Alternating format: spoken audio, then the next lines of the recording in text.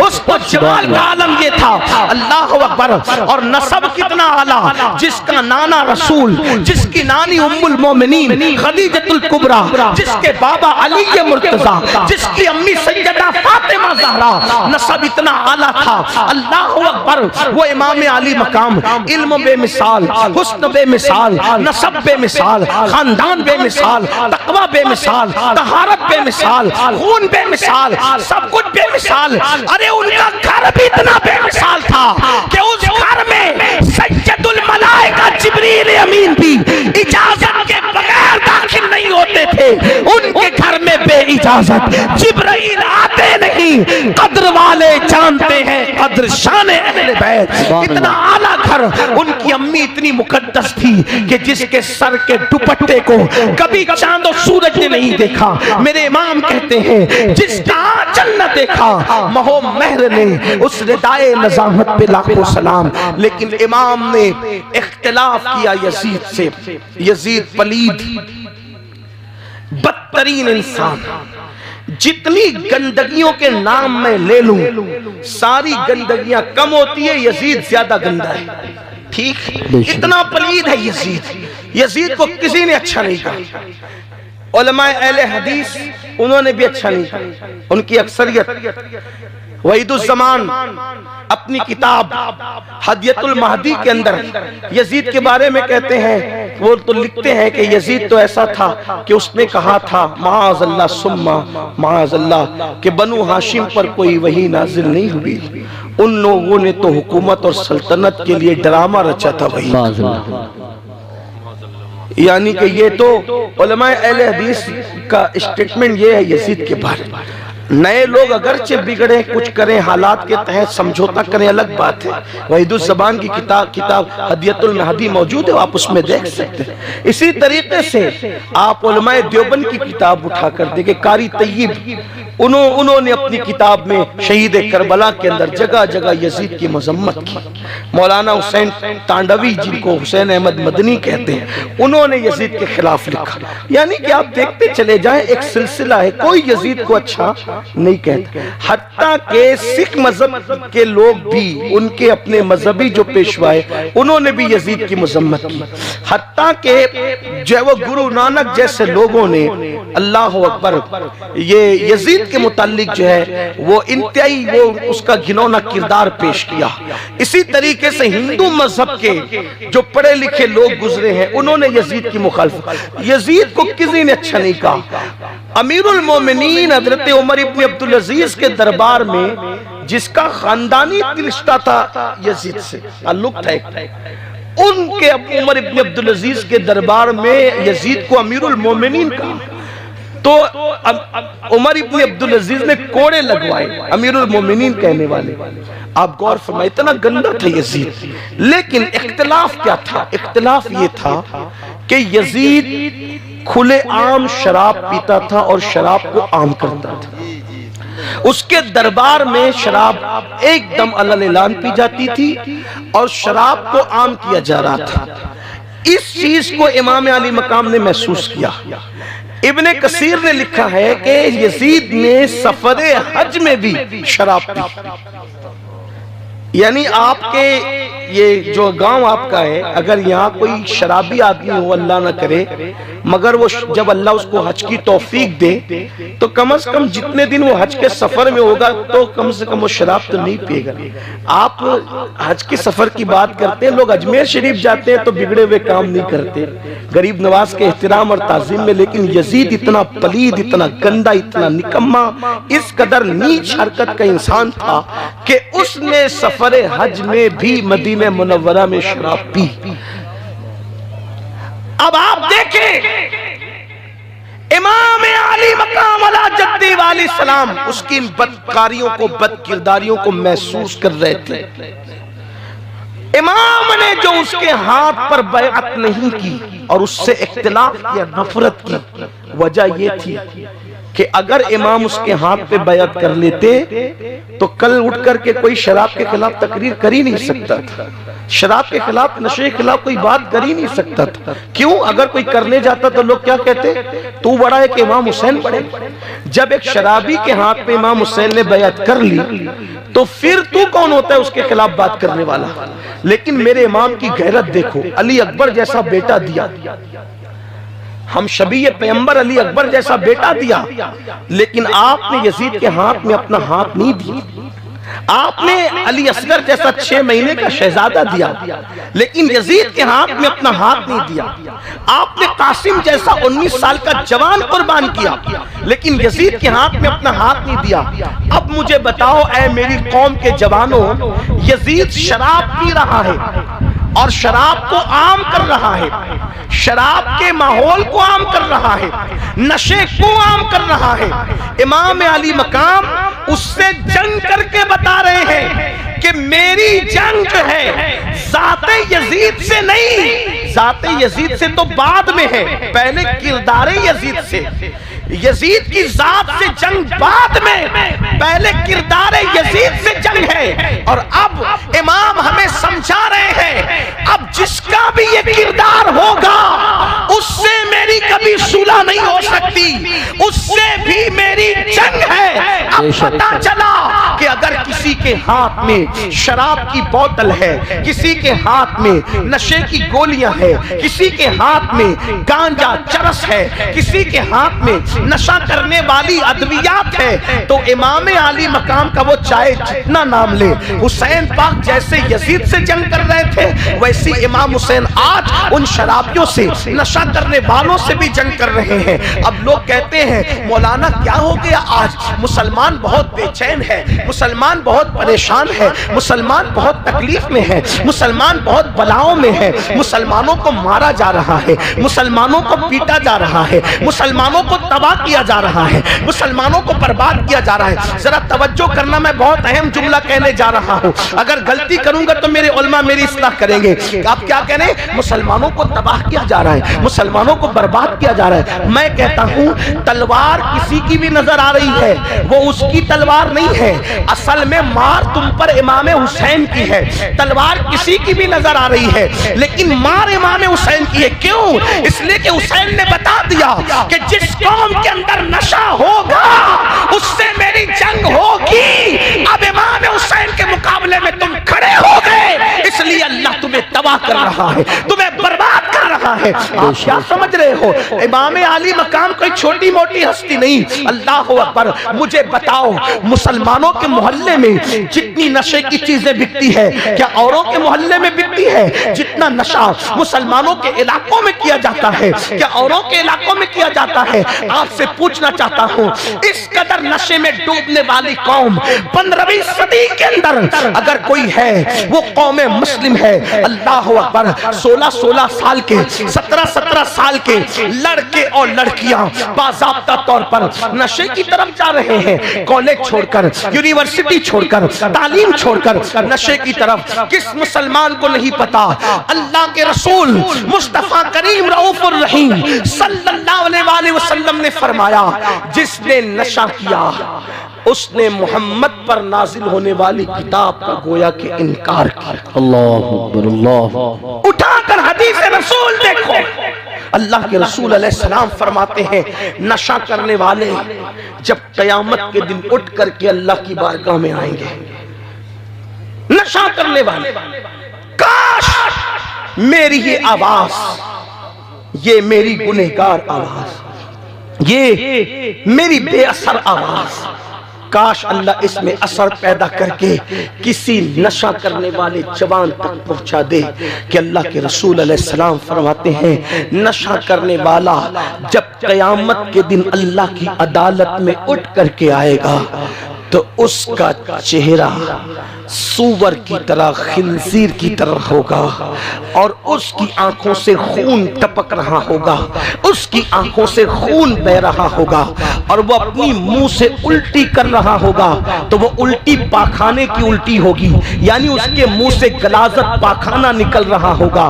منہ سور کا، توجہ کریں، منہ سور کا، خنزیر کا، آنکھوں سے خون اور منہ سے پاخانہ، اور پورے بدن پر سانپ اور بچھو چپکے ہوئے ہوں گے، اور جن آلات کے ساتھ وہ نشہ کرتا تھا وہ آلات اس کے ہاتھ میں ہوں گے، اور آس پاس فرشتے ہوں گے جو اس پر لعنت کر رہے ہوں گے، اس پہ لعنت برسا رہے ہوں گے۔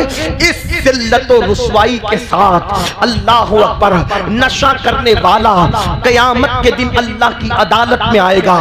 لوگ اس سے پوچھیں گے کہ تو کون ہے، تو کون ہے؟ یہ میں اپنی مرضی سے نہیں کہہ رہا ہوں، فقیہ ابو اللہ سمرقندی نے اس کو اپنی کتاب میں لکھا ہے۔ میں کوئی بات اپنی طبیعت سے کہنے کا عادی نہیں۔ اللہ اکبر، فقیہ لکھتے ہیں جب اس ذلت کے ساتھ نشہ کرنے والا میدان قیامت میں آئے گا تو لوگ کہیں گے تو کون ہے، اتنی ذلت کے ساتھ تو آ رہا ہے؟ تو اس کو کہا جائے گا بتا تو کون ہے؟ فرشتے کہیں گے لوگوں، یہ دنیا کے اندر نشہ کرتا تھا، یہ دنیا میں شراب پیتا تھا، یہ دنیا میں نشہ کیا کرتا تھا، اب آپ مجھے بتائیں کتنی ذلت ہے نشہ کرنے والوں کے لیے۔ اب آپ دیکھیں یزید نشہ کرتا تھا، امام علی مقام نشے کے خلاف تھے۔ اب آپ سے پوچھتا ہوں حسینیت نشہ کرنے کا نام ہے یا نشے کی مخالفت کرنے کا نام ہے؟ آپ مجھے جواب دیں، نشہ کرنے کا نام حسینیت ہے یا نشے کی مخالفت کرنے کا نام حسینیت ہے؟ اب اگر کوئی نشہ کر رہا ہے تو چاہے اس کا نام غلام حسین ہو، چاہے اس کا نام غلام علی ہو، چاہے اس کا نام عباس ہو، اگر وہ نشہ کر رہا ہے تو غلام حسین نام ہونے کے باوجود وہ حسین کا غلام نہیں، وہ یزید کا غلام ہے، کیونکہ وہ یزید کا کردار زندہ کر رہا ہے۔ نکلو سنیوں، میری قوم کے جوانوں، اے مسلمانوں، یزیدی کردار سے باہر نکلو۔ دوسری بات بہت لمبی نہیں کرنے والا، گرمی کا موسم ہے، آپ لوگ بہت گرمی میں بیٹھے اس کا مجھے خیال ہے، لیکن دوسری بات، ایک دو بات اور کروں گا، بات ختم کروں گا۔ دوسری بات، یزید علل اعلان نمازوں کو ترک کرتا تھا، وہ نماز نہیں پڑھتا تھا، اس نے سفر حج میں بھی نماز چھوڑی، مدینہ منورہ آ کے بھی اس نے نماز میں غفلت کی۔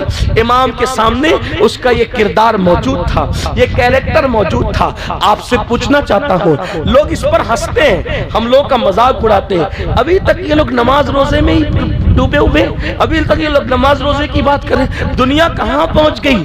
یہ ابھی تک نماز روزے کی بات کرتے ہیں۔ میں نے کہا دنیا کہیں بھی پہنچے، ہماری نماز، توجہ کرنا، ہماری نماز ہمیں وہاں تک لے جاتی ہے چاند پر جانے والے جہاں کا تصور نہیں کر سکتے، کیونکہ میرے نبی نے فرمایا جو بندہ نماز میں سجدے میں ہوتا ہے تو اللہ اور بندے کے درمیان سارے پردے اٹھا دیے جاتے ہیں، تو گویا کہ سجدہ کرنے والا ڈائریکٹ خدا کی بارگاہ میں پہنچ جاتا ہے۔ بلکہ ایک حدیث پاک ہے، حدیث پاک ہے کہ جب تم سجدہ کرتے ہو تو تمہارا سر خدا کے قدموں میں ہوتا ہے۔ اللہ کے قدم ہمارے قدم کی طرح نہیں ہے، وہ جسم و جسمانیات سے پاک ہے، لیکن سمجھانے کے لیے کہا گیا کہ بندے جب تو سجدہ کرتا ہے تو تیرا سر خدا کے قدموں میں ہوتا ہے، جیسے وجہ اللہ ہے، ید اللہ ہے، ویسے قدم بھی بیان کیے گئے، لیکن ہمارے قدموں کی طرح یہ قدم نہیں ہے جس میں انگلیاں ہیں، ناخن ہے، ایسا نہیں ہے۔ تو فرمایا اللہ اکبر کہ تیرا سر اس کے قدموں میں ہوتا ہے، اس کی چوکھٹ پہ ہوتا ہے، اور وہ تیرے سامنے ہوتا ہے اور تو اس کے سامنے ہوتا ہے، جو جسم و جسمانیات سے، زمان و مکان سے پاک ہے، گویا کہ اس کی انوار اور تجلیات تجھے چاروں طرف سے گھیر لیتے ہیں، تیرا احاطہ کیے ہوئے ہیں۔ میرے آقا علیہ السلام کے پیارے دیوانوں، یزید نماز میں کوتاہیاں کرتا تھا۔ آج لوگ کتنے ہیں جو مسجدوں کو آباد کرتے ہیں، جلسے کے نام پہ تو ہزاروں جمع ہوں گے، لیکن نماز کے نام پہ کتنے؟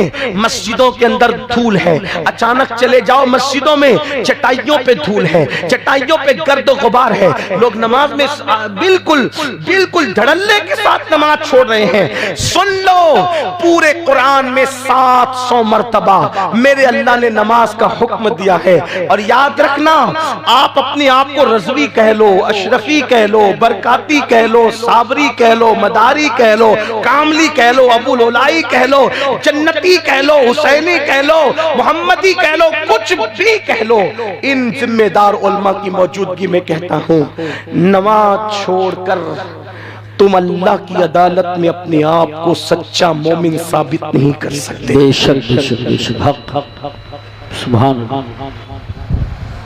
زندگی میں سجدہ نہیں، نماز سے کوسوں دور۔ اور جب کہا جاتا ہے نماز پڑھو تو کہتے ہیں مولانا ٹائم نہیں ملتا۔ اگر ٹائم نہیں ملتا تو پھر مسلمان کیوں ہے، کیسے ہے؟ تجھے کھانے کے لیے ٹائم ہے، تجھے سونے کے لیے ٹائم ہے، تجھے ناچ گانے کے لیے ٹائم ہے، تجھے واٹس ایپ فیس بک کے لیے ٹائم ہے، تجھے عورتوں کے ساتھ بیٹھنے اٹھنے کے لیے ٹائم، دوستوں کے ساتھ اٹھنے بیٹھ، تجھے اللہ کے لیے ٹائم، ایک وقت کی نماز کے لیے صرف 10 منٹ کا ٹائم، صرف 10 منٹ، 10 منٹ سے زیادہ کا ٹائم نہیں لگتا۔ اور ہم اگر ٹائم نکالنا چاہیں تو بالکل نکال سکتے، اس لیے کہ ٹائم کسی کو نہیں ملتا، نکالنا پڑتا ہے۔ آپ جلسے میں ٹائم نکال کر آئے تو پہنچے، اگر تھوڑی سستی کرتے تو آپ نہیں آتے۔ بے شمار لوگ ہیں جو آنا چاہتے تھے، سستی کی، نہیں آئے، بستر پہ لیٹے لیٹے سو گئے، بیٹھے رہ گئے باتیں کرتے ہوئے، نہیں آئے۔ ٹائم نکالنا پڑتا ہے۔ نماز پڑھو اس سے پہلے کہ تمہاری نماز جنازہ پڑھی جائے، نماز پڑھو اس سے پہلے کہ تمہارا روح کا رشتہ تمہارے جسم سے ٹوٹ جائے، نماز پڑھو اس سے پہلے کہ موت سے تمہاری آنکھیں بند ہو جائے۔ میرے عزیز، میرے بھائی، اللہ اکبر، اگر تو نماز نہیں پڑھتا تو یاد رکھ، اپنے آپ پہ رحم کر، اپنے آپ پہ رحم کر۔ اللہ کے رسول غیب دا نبی صلی اللہ علیہ وآلہ وسلم نے فرمایا، سب سے زیادہ موت کے وقت اگر کسی کو تکلیف ہوتی ہے تو بے نمازی کو تکلیف ہوتی ہے۔ قیامت کے دن سب سے زیادہ عذاب اگر کسی کو ہوگا تو بے نمازی کو ہوگا۔ ایک حدیث سن لیجئے جس کو علامہ عثمان ابن حسن نے درۃ الناصحین کے اندر نقل کیا ہے۔ یہ حدیث سن لیں، اس کے بعد ایک اور بات کر کے بات مکمل کرتے ہیں۔ دل کے کانوں سے سننا، میرے آقا صلی اللہ علیہ وآلہ وسلم کے دیوانوں، اپنی بات نہیں کر رہا ہوں، کتاب کے حوالے سے مصطفیٰ جان رحمت کی بات کر رہا ہوں۔ اے میرے بھائیو، کھیل کود میں کب تک زندگی گنواتے رہو گے؟ اے میرے بھائیو، کب تک اللہ سے دور بھاگتے رہو گے؟ اپنی بہنوں سے بھی کہتا ہوں، جہالت کی زندگی کب تک گزارو گی؟ کب تک سیریل، فلمیں، گانے، باجے، تماشوں میں مصروف رہو گے؟ ہائے ہائے، جو قوم اہل بیت کی محبت کا نعرہ لگائے اس قوم کی زندگی میں سجدہ نہیں، حالانکہ سجدہ کیا امام علی مقام نے، سجدہ کیا، آخری سجدے ہی میں تو جان گئی امام کی۔ سیدہ فاطمہ الزہرا آخری وقت تک سجدہ کرتی رہی، مولا کائنات نے آخری وقت تک، ان کی شہادت بھی تو مسجد میں ہوئی۔ مجھے حیرت ہے، مولا علی نے مسجد میں شہادت پائی، سیدہ فاطمہ نماز کی حالت میں، اللہ اکبر، پوری پوری رات گزار دیتی ہے۔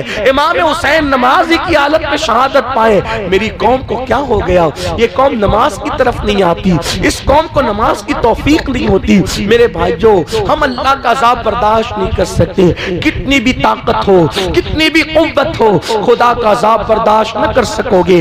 آئیے صاحب درۃ الناصحین سے ایک روایت سن لیتے ہیں، اپنی بات نہیں، رسول اللہ کا فرمان۔ ایک بار ایسا ہوا، میرے آقا اپنے یاروں کے ساتھ مسجد نبوی میں جلوہ گر ہے، میرے سرکار مسجد نبوی میں جلوہ فروز ہے۔ ایک جوان روتے ہوئے مسجد نبوی میں آتا ہے، اور مسجد نبوی میں آنے کے بعد اس کی آنکھوں میں آنسو تھے۔ اللہ کے رسول غیب دا نبی صلی اللہ علیہ وآلہ وسلم اس کو روتا ہوا دیکھ کر اس کے حال زار پہ رحم کرتے ہوئے اس سے پوچھتے ہیں، اے جوان، تو کیوں رو رہا ہے؟ تیرے رونے کی وجہ کیا ہے؟ تیری آنکھ میں آنسو کیوں ہے؟ اس جوان نے کہا، یا رسول اللہ صلی اللہ علیہ وآلہ وسلم، میرے ماں باپ آپ پہ قربان، آقا میرے باپ کا انتقال ہو گیا، میرا باپ مر گیا، میں دیہات میں رہتا ہوں، میرے باپ کو نہ کوئی غسل دینے والا ہے، نہ کوئی کفن پہنانے والا ہے، یا رسول اللہ اس لیے میں رو رہا ہوں، میرے باپ کی موت کے بعد بھی نہ کوئی غسل دینے والا،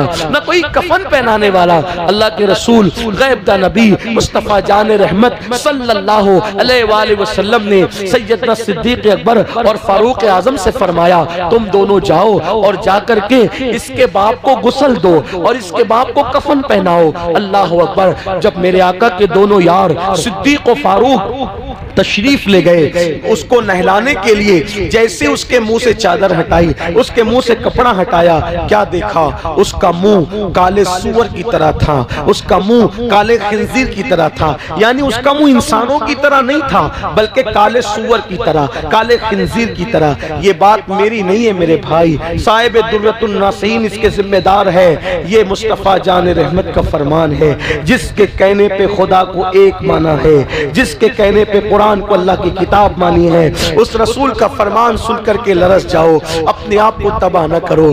یہ دنیا کا مال جس کے لیے رات و دن دوڑتے ہو، مرنے کے بعد یہی پڑا رہ جائے گا۔ تمہارے مال پر لوگ عیش کریں گے، تمہارے مال پہ لوگ آرام کریں گے۔ نہیں دیکھتے لوگ مر گئے مال چھوڑ کر کے، آج ان کی اولاد عیش کرتی ہے، ان کے لیے کبھی مغفرت کی دعا نہیں کرتی، ان کی قبروں پر کوئی جا کے فاتحہ پڑھنے والا نہیں، کوئی مغفرت کی دعا کرنے والا نہیں۔ وہ مغفرت کی دعاؤں کو تڑپ رہے ہیں، مغفرت کی دعاؤں کو ترس رہے ہیں۔ میرے بھائیوں اپنے آپ کو تباہ نہ کرو، اپنی آخرت کی فکر کرو، اپنی قبر کی فکر کرو، میدان محشر کی فکر کرو، اللہ کی عدالت کی فکر کرو۔ ہوا کیا؟ سیدنا صدیق اکبر اور فاروق اعظم فرماتے ہیں کہ جب اس کے چہرے سے ہم نے کپڑا ہٹایا تو اس کا منہ کالے خنزیر کی طرح، کالے سور کی طرح تھا۔ جیسے ہی ہٹایا پیروں کے نیچے سے زمین کھسک گئی، زمین نکل گئی، فوراً اس کے منہ پہ کپڑا ڈالا اور ایک قاصد کو اللہ کے رسول غیب دا نبی صلی اللہ علیہ وآلہ وسلم کی بارگاہ میں بھیجا۔ جب قاصد حضور کے پاس آیا تو کہا یا رسول اللہ صلی اللہ علیہ وآلہ وسلم، صدیق و فاروق کو آپ نے اس کو غسل دینے کے لیے اور کفن پہنانے کے لیے بھیجا، لیکن اس کو کیسے غسل دے، کیسے کفن پہنائے؟ اس کا منہ تو سور کی طرح، کالے خنزیر کی طرح ہو گیا۔ اس دیہات میں اللہ کے رسول علیہ الصلوۃ والتسلیم بنفس نفیس تشریف لائے، میرے آقا بذات خود وہاں پر اس دیہات میں تشریف لائے، اور آنے کے بعد میرے آقا علیہ السلام نے پھر اپنے ہاتھ اٹھائے اور دعا کی، اے اللہ اس کا منہ ٹھیک کر دے، اس کا جو منہ کالے سور کی طرح، کالے خنزیر کی طرح ہوا ہے، اس کا منہ ٹھیک کر دے، اس کا منہ درست کر دے۔ جب دیکھا گیا حضور کی دعا تھی، عنایت کا جوڑا، اجابت کا سہرا، دلہن بن کے نکلی، دعائے محمد، اجابت نے جھک کر گلے سے لگایا، بڑی ناز سے جب دعائے محمد ہوا، یہ حضور نے دعا کی، اس کا چہرہ ٹھیک ہو گیا۔ فوری طور پہ صحابہ نے، اصحاب مصطفیٰ نے غسل دیا، غسل دینے کے بعد کفن پہنایا، کفن پہنانے کے بعد صحابہ کرام نے پھر اس کی نماز جنازہ پڑھی، صحابہ نے اس کی نماز جنازہ پڑھی۔ نماز جنازہ کس نے پڑھی؟ صحابہ نے۔ میرے بھائیوں توجہ کرنا، کسی مسجد کے امام نے نہیں، ہم جیسے مولوی صاحب لوگوں نے نہیں، اللہ اکبر، ہم جیسے پیر صاحب لوگوں نے نہیں، بلکہ اصحاب مصطفیٰ نے روئے زمین پر، روئے زمین پر، چشم فلک نے اور پشت زمین نے انبیاء کے بعد اگر سب سے بہترین کوئی مخلوق دیکھا ہے تو اس کو اصحاب مصطفیٰ کہتے ہیں، اسے صحابہ کہتے ہیں۔ صاحب درۃ الناصحین کے مطابق صحابہ نے نماز جنازہ پڑھی، اور نماز پڑھنے کے بعد جب اس شخص کو قبر میں رکھا جانے لگا تو کسی نے دھیرے سے کہا، پہلے تو اس کا منہ کالے سور اور خنزیر کی طرح ہو گیا تھا، اب مرنے کے بعد جب منہ ایسا ہوا تو قبر میں رکھنے سے پہلے پہلے بھی تو ایک بار دیکھ لو کہ اس کا منہ کیسا ہے، دفن کرنے سے پہلے پہلے تو اس کا منہ دیکھ لو، منہ کیسا ہے۔ جب نماز جنازہ کے بعد اور دفن سے پہلے پھر کپڑا ہٹایا گیا چہرے سے تو اب بھی اس کا منہ کالے سور کی اور کالے خنزیر کی طرح تھا۔ اگر آج کسی کا منہ ایسا ہو جائے تو کتنا ہنگامہ ہوگا؟ اس وقت ہوا۔ دیکھنے والوں میں ہمت تھی، طاقت تھی، اللہ کے رسول زمین کے اوپر ظاہری طور پہ موجود تھے۔ صحابہ نے پوچھا، آقا اس کا منہ کالے سور کی طرح، کالے خنزیر کی طرح بار بار کیوں ہو جاتا ہے؟ تو میرے آقا نے خود کوئی جواب نہیں دیا، فرمایا اس کے بیٹے کو بلاؤ۔ جب اس کے بیٹے کو بلایا گیا تو فرمایا، تو سچ بتا، میرا اللہ کسی پہ ظلم نہیں کرتا، میرا اللہ کسی پہ ظلم نہیں کرتا، زیادتی نہیں فرماتا. میرا اللہ تو اپنے بندوں سے بہت پیار کرتا ہے. وہ کسی کو اس طرح کی سزا بلا وجہ نہیں دیتا. تجھے بتانا ہوگا کہ تیرے باپ کا جرم کیا تھا، تیرا باپ کرتا کیا تھا، کیا کرتا تھا تیرا باپ. تو اس جوان نے کہا یا رسول اللہ صلی اللہ علیہ وآلہ وسلم، میرا باپ ہر نیکی کرتا تھا، لیکن جب نماز کا وقت آتا تھا تو نماز کے وقت میں وہ سو جاتا تھا، وہ نماز نہیں پڑھتا تھا، میرا باپ بے نمازی تھا. تب میرے آقا نے فرمایا جو دنیا میں نماز نہیں پڑھے گا، جب قبر میں وہ دفن کیا جائے گا اور قیامت کے دن قبر سے اس کو اٹھایا جائے گا. جو دنیا میں نماز نہیں پڑھے گا، جب اس کو اس کی قبر سے قیامت کے دن اٹھایا جائے گا تو اس کا منہ بھی کالے سور اور کالے خنزیر کی طرح ہوگا. اللہ اللہ. ہنستے ہنستے کھلکھلاتے کہاں لگاتے ہوئے نمازوں کو چھوڑنے والوں، یہ کسی لیڈر کا، کسی خطیب کا قول نہیں، یہ اللہ کے رسول کا فرمان ہے کہ قیامت کے دن وہ کالے سور کی شکل میں اٹھے گا. آپ سے پوچھتا ہوں، اگر چہرے پہ پھنسی آ جائے، پھنسی، تو تم کسی محفل میں نہیں جاتے شرم کے مارے. جب پھنسی آنے پر کسی محفل میں نہیں جاتے شرم کے مارے، سور والا منہ لے کر رسول اللہ کی بارگاہ میں کیسے آؤ گے؟ اللہ کی بارگاہ میں کیسے آؤ گے؟ لرز جاؤ، لرز جاؤ. یہ گڑی ہوئی باتیں نہیں ہیں، یہ پڑھی ہوئی باتیں ہیں، کتابوں میں لکھی ہوئی باتیں. میرے بھائیوں، میں تمہارے سامنے جو ہے تمہاری منتیں کر کے کہتا ہوں، بہت دنیا کی رنگریلیوں میں ڈوب چکے ہو.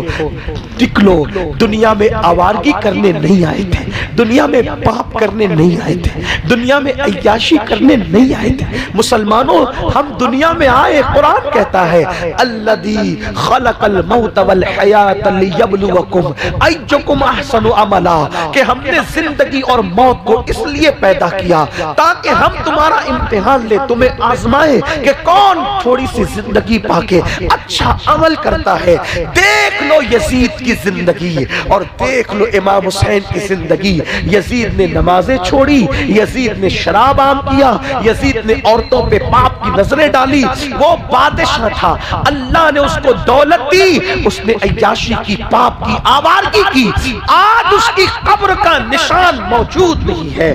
15 بیٹے چھوڑ کے مرا تھا، ایک بھی بیٹا اس کی نسل میں موجود نہیں.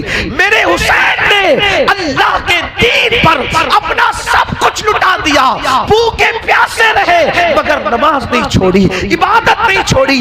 ارے تاریخ کی اوراق گواہ ہے کہ کٹا ہوا سر ہے، نیزے پہ چڑھا ہے، لیکن حسین بتا رہے ہیں میرے جسم کا تعلق میرے سر سے ختم ہو گیا ہے، لیکن تلاوت قرآن کر کے بتا رہے ہیں اب بھی قرآن سے میرا رشتہ موجود ہے. نیزے پہ قرآن سنا کر کے بتایا قرآن سے اب بھی میرا رشتہ نہیں ٹوٹا. جسم سے سر کا رشتہ تو کٹ چکا ہے، لیکن قرآن سے میرا رشتہ اب بھی باقی ہے. میرے امام نے نماز پڑھی، صراط مستقیم پہ رہے، سچائی پہ رہے، اللہ کے دین پہ استقامت کے ساتھ ڈٹے رہے. کیا ہوا؟ ایک بیمار چھوڑ کر گئے، ایک بیمار.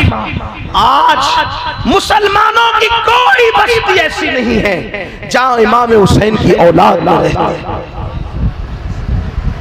اس لیے یزید کو عبرت کی نگاہ سے دیکھو. چلتے پھرتے یزید مت بنو، اللہ کی بارگاہ میں رجوع کرو، توبہ کرو. پتہ نہیں کس کی زندگی کب ہے، کب تک ہے، ہمیں نہیں پتا. یہ مت سوچنا میرے بھائی بس گفتگو اینڈ کی طرف جا رہی ہے. خلاصہ کلام کہ جوانی میں گل چھدے اڑاؤں گا، عیش کروں گا، جب بوڑھا ہو جاؤں گا تب توبہ کروں گا. جوانی میں بھی موت آتی، آ سکتی. آج ابھی توبہ کرو، ابھی پلٹو، ابھی پلٹو، ابھی واپس آؤ، ابھی واپس آؤ. اللہ تعالیٰ نے آدم علیہ السلام کی پیدائش سے 4000